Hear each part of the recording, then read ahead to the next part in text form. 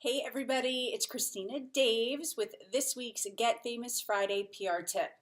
So this week I want to talk about highlighting influencers in your space. Check out what they're doing, what they're talking about, and see if you can't provide some value to them and tag them in your post.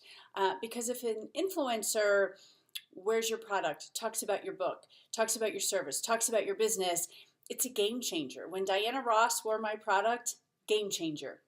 So think about who the influencers in your space are and try to connect with them. Social media is amazing at that, but don't do it in terms of wanting something from them.